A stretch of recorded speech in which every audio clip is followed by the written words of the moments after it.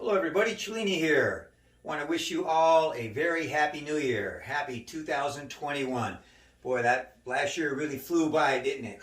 And it's gone. Kind of reminds me, I like to get on the racetrack sometime in exotic cars, and the Ferrari is my favorite. When I get in that Ferrari, I think about the first rule, I'm Italian, of Cellini, of course, of Italian road racing. Grab the rear view mirror, take it off, throw it in the back, because what's behind us is not important. Concentrate on moving down that track. Moving down the track, moving into 2021. I know a lot of you have personal goals, New Year's resolutions that you want to make, that you want to achieve this year, personal improvement, positive personal improvements, and Cellini's here to help you with that. So I've got a few tenets here, some principles, some tips that are going to help you with that. So everything that we do, and I've talked about this in many of my videos before, it starts in our brain, on our head, in our minds. You are what you think, right? So first of all, let's obviously think about it. So a goal comes into mind, get some serious thought. Really think about that goal and what you want to do to achieve it. So that thought, that is a form of action. It's a mental action. So you think about it, and those thoughts can turn into actions, but obviously you've got to do that. You have to take the initiative. But thoughts become actions in daily life. Everything starts in the brain there. So thoughts do become actions. Your actions, they facilitate change, and that's what we're looking for. We're looking for positive personal change, right? We all want to make some positive changes. That's what a New Year's resolution is all about. So those changes become habits, and we're all creatures of habits. So all we need to do is go from habits that we don't necessarily want to be locked into and change that into more positive habits. So how do we do that? Again, start with the thought, actions towards change. Change becomes new habits, positive habits. Those habits will lead to achieving your goals. Now, I'm a big advocate of doing things with small steps. I always say, you've heard me say many, many times, small things are huge, and they are. Which kind of reflects back to my first tenet here, set realistic goals. And we're going to come back to that. But you need to set realistic goals, and to help achieve those goals, we make small steps towards the goals. I always refer to the journey of 10,000 miles begins with the first step. And the key, which we'll talk about later, is you want to focus on each step at a time. That's a real key there. Anyway, coming back over here, small changes are huge. Mind-body connection. My first business I called the Mind-Body Connection. And most of you that know me know my background. My experiential, my developmental years, I grew up in China, Republic of China. My academic years through my master's degree were in the West. So I have a experiential background from Eastern living and disciplines that I picked up and practiced daily from my lifestyle there. And of course my academic disciplines. I take the two worlds and put those together. And a lot of that is how I came up with, of course, the mind-body connection. I didn't coin that term, but I practice it in daily life and preach it to people in principles. So I want to get a little example with you here. Just open and close your hand right now. Okay, how does that happen? All right. Well, neural synapses, but where does it start? Central nervous system, the brain. Again, thought goes to action. Action creates change. All right. So, for example, I grew up in the Trekkie era, and I can do that. Why? Because my neural system has been developed to trained to do that. So again, thought leads to action. Action leads to change, being able to do something, right, in a different way. My kids couldn't do that. They had to practice it. So again, to facilitate that, practice. And we'll come back to that when we look at consistency down the road here. I want to talk about PMA just for a moment. Very positive mental attitude is what everybody wants. Half full is the glass, not half empty, right? But usually, for many people, it's just a philosophy. We all want that. We want a positive attitude, but we don't necessarily practice all the time. Again, we're creatures of habit, and it's very easy to get into habits of negativity in life. So what we need to really focus on is training our minds, training our brains, training ourselves to facilitate a positive mental attitude in our daily life, everything that we do throughout the day. Psychologists have a little term they call self-fulfilling prophecy. And that's, again, coming back to the mind. You are what you think, right? If you have affirmations that are positive, right? You will achieve those. You can change your life. You can change your own reality just by thinking about it positively and making those daily affirmations. Scientific studies have proven this again and again. It affects what happens in your brain physiologically. So you are what you think. The RAS, the reticular activating system. This is a neural plexus or complex, a center of nerves at the very back and base of the brain, at the top of the spinal cord. All right. What this system does, it kind of is into it acts like a filter, kind of a screening. And what's very, very interesting, it affects the subconscious mind and it directs the conscious mind, action, things that we actually do in life. Now, what's very, very fascinating is that if you look at the subconscious mind and the conscious brain, right, the conscious brain can interpret about 40 bits of data, right, per second, right? That's actually quite a lot, 40 things in a second. However, the subconscious brain can take and interpret 40 million bits of data. That's huge. So we're getting bombarded all day long through all the senses, right? With all types of input. So how do we distinguish what things we want to go with, what we want to do, what we don't want to do, right? That's where that RAS system, that RAS system comes in. Now I want you all to think for a moment, just for example, let's say you get interested in buying a car. And you look at a particular car. Let's look at the Prius, which is popular right now. It's a hybrid. So you start thinking, well, this is pretty economical. It's very good. It's very reliable. I think I'd like to look into getting a Prius. Well, what's going to happen, and you probably never really noticed Priuses out there on the road that much. But what's going to happen now is that RS system, you've got a point of interest now in your brain, and our RS system is going to pick up on that. And what it's going to do, it's going to store it. It's going to filter out all their junk, and it's going to put that in a little file in that computer, in the conscious brain, and it's going to save it for you. And next time you go out on the road, and we've all experienced this in many different ways, now you're going to start seeing Priuses everywhere. And it's not that all of a sudden the market's been flooded and they're out there more. It's just that you're going to start to notice them more. Why? Because the RAS system has taken that point, that's something that has significant interest to you, and it alerts you on it now when you see it. So we can program ourselves through those daily affirmations about the goals that we want to achieve in life. For example, if you think right now, wherever you're at, think about the color red. And you just focus on it for a moment. Just think the color red. Now you look around your room, I'll guarantee red will pop out right away compared to other colors in that room, or blue or green or whatever. Try the exercise. Or you think about a red car, right? You go by it on the road, you're going to start seeing the red cars more significantly. So again, you can kind of map your brain. And this is neuroplasticity. This is the brain's ability to change, right? Think of it like flexibility, right? It can stretch, it can bend, it can adapt, it can modify. And you have the ability, just by what you're thinking about, to change that, to map the brain.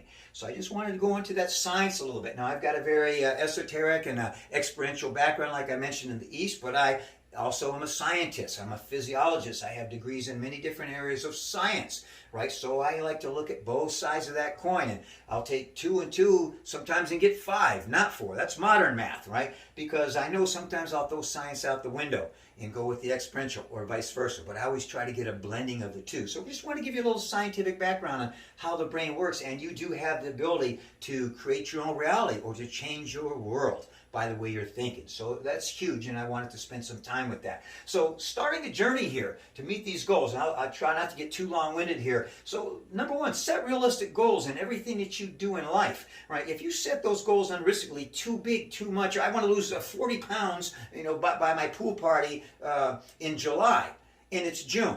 Probably not going to happen, guys. You're setting yourself up for failure. So set realistic goals that are achievable. So again, just be realistic about setting your goals, and Cellini can help you with that. Next, get a plan of action. Organize your thoughts about your goals.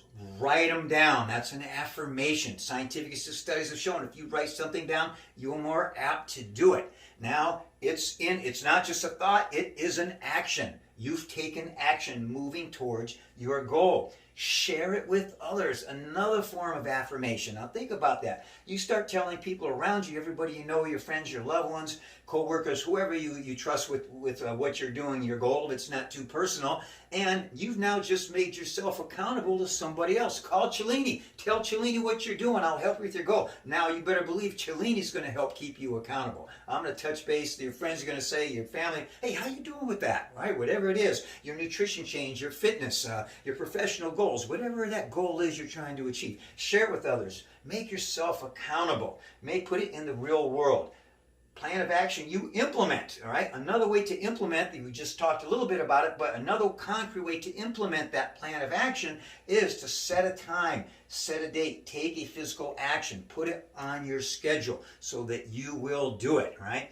Let's say, oh yeah, I'm going to start eating better. I'm going to do really great nutrition, saw all these cool videos that Cellini put out, antioxidant foods, anti-inflammatory foods. That's what I want. I want to change my life. I want to feel better, look better, better wellness overall, right? Well, schedule a time. Hey, tomorrow I'm going to the grocery store and I'm going to start buying things and making changes. Take that physical action, whatever it is that you need to do to start making that goal real. Take that action, make it tangible where it's right there.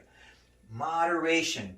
Huge, guys. This is huge. Moderate what you do. No extremes. Think about this. And again, small things are huge. Don't have to make big leaps and bounds.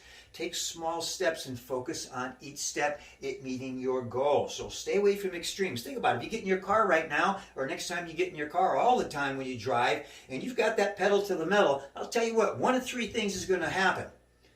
Ticket, accident, and or death. Maybe all of the above. Let's hope that never occurs, all right? So moderate your speed. Moderate what you're doing in life, guys. Slow up and show up. Take your time, all right? The tortoise and the hare. What happens? The tortoise, tried and true, moderating his speed, and eventually wears the hare down. Hare burns himself out. Tortoise wins the race. We know of the end of that story, right? So consistency, probably the most important tenet in being successful, in my opinion, any goal you set in your life. I just want to remind you, years ago, just a little thing that came to my mind. I've worked with a lot of world-class athletes in different things, sports psychology, fitness, human movement, and I worked with three famous left-handed pitchers in the Angels in an era years ago, and one of those name was Jim Abbott, very famous. And I said this tenet, most important thing is consistency to Jim. World class. It was an Olympic gold medal pitcher and a very famous, successful pitcher, no hitters with the Angels. And he disagreed with me. Jim said, well, you know, Jeff, I really respect you as a professional and you've really helped me a lot. However, I disagree with you. What if I'm consistently throwing bad? I said, that's great, Jim. You looked at me stunned. He goes, I don't get it. I said, listen, if I'm your pitching coach and you're consistently throwing bad, that's a no-brainer. I can take one look at you and figure out some little thing to make you a little bit better. So that's an easy one for me as a pitching coach. If you're consistently bad, you got to be doing something I can spot and fix you a little bit or a lot, right? And on the other hand, what if you're consistently throwing great? I don't have to do much. I just encourage you to stay in those rituals, the things that you're doing, keep that consistency, and everything is good. So consistency, huge, guys. Daily practice. Think about anything you've been successful at. If you practice it daily, you're going to succeed. You're going to reach your goal. You're going to be successful at what you are doing. Prioritize, guys. In my videos and my messages to you all the time, I'm always talking about my time. Make time for yourselves. Make yourself a priority. Well, I don't have time. I hear this. I don't buy it. There's 24 hours in the day. Right? Family, friends, whatever, job. Think about it, guys. If you don't take time for yourself and make yourself a priority, and you don't find harmony with yourself and what you're doing, how are you going to find harmony with your family, your surroundings, your job, the world in general? So take time for you to do positive things for you. Your whole world will change. Your relationship with everybody and everything around you will become better. I promise you. And I'm not telling you anything you don't know. I'm just reinforcing that principle for you. Make time for yourself. Make yourself a priority. People do not do that enough. You need to learn to do it. Change those habits. And longevity, long-term goals, guy. Let's look ahead. So again, that journey of 10,000 miles begins with the first step. So what you want to do, you want to look at where you're going, look ahead, look at that mountaintop, look at the goal, but now come back and focus one step at a time. You've got a long-term goal, but now you're going to come back and focus on the here and now, in the moment, which we'll talk about. So staying on the path, product versus process. Many people are product orientated. Okay, so let's concentrate on the ends, the means, the goal. And what happens, you're concentrating so much on the mountaintop that you forget to look down and you trip over a rock and you fall. Right? So again, you stay focused on the goal, you look at it, you keep it in the back of your mind, you reaffirm it every day, but you want to concentrate on the process. That's where everything's at in life, guys, in the moment, right now. That's where you fulfill yourself. If you concentrate on the past, this is behind us, this is what happened. It's okay, look back once in a while, see where you've been, bring that knowledge with you. The stuff that was bad, leave it behind, but don't stay back there. If you're living in the past and you hang out in the past, you're robbing your future. Right? And again, if you're concentrating too much on the future up there, you're robbing your present. The present, the here and the now, in the moment, mindfulness, that's where you fulfill yourself. That's where you will fulfill your goals. And you all know that. Not telling you anything you don't know, just reinforcing it. Quantity versus quality. Very important here. Don't try to be a jack of all trades and a master of none. Focus on each task you do and do it the best you can, right? Quality in your life, not quantity, right? Minimize your efforts, maximize your returns. Now, I ask people and clients this all the time. I'll say, let me ask you something. Do you want to work all day long, a 12-hour day, and get a little paycheck? Or would you like to work a small amount of time and get a big paycheck? I've never gotten anyone tell me they want that work all day long for a small paycheck, right? Minimize your time, guys. Maximize your efforts or your returns there. Concentration, this is a big one. Now I want to do something with you. Now this is for me, the thing that I learned through the martial arts and Eastern disciplines. A little bit of difference sometimes between East and West. Not just an East and West thing, but it's a subjective reality thing. But people tend to look at concentration as trying harder, right? More effort. Now I want everyone right now to just squeeze your fist. And what I want you to do is take your fist, and I'll do this with people, and just say, I'm going to pop your fist open and kind of set them up. But just squeeze your fist as tight as you can. Come on, go a little harder. Tight as you can. Tight as you can. I'll bet you're squeezing your bicep right now, your jaw, you're squinting, you're probably clenching your toes, your stomach muscles. Most of the muscles on your body are probably tense right now. Now, the bicep muscle, it does this. It flexes the forearm. The flexor, you put your hands here and here. The flexor and extensor, carpi radialis muscles, open and close. So these flexors here, if you can feel them, right, close that fist. So that's the only muscles you need to use. So what I want you to do now, right, is squeeze that fist hard, but smile. Don't squint your face. Don't start tightening up. Smile, relax, check your bicep, make sure it's soft, and focus on those muscles. So my point here is most people, concentration means try harder, try too hard, stiffen, tighten everything up. Too much effort. Concentration should mean try less hard, focus. That quality versus quantity, or minimize that effort in what you do. You'll achieve your goals more rapidly. I can remember running after butterflies when I was a kid in the net, and the more I went after them, the harder I tried, the more they eluded me. And then eventually I sat still and one came, shoot, and just lit right on me. Motivation, guys.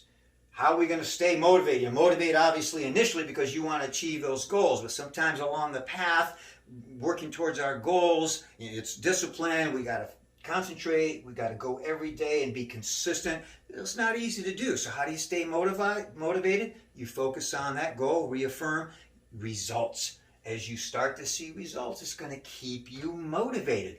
Motivation goes back to reaffirmation. You have to constantly reaffirm your goals and what you're doing, and use those positive affirmations daily throughout the day. Start your day with them.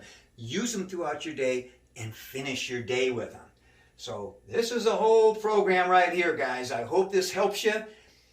If Cellini can help you reach those personal goals with your New Year's resolutions or any time, I resolve all year round.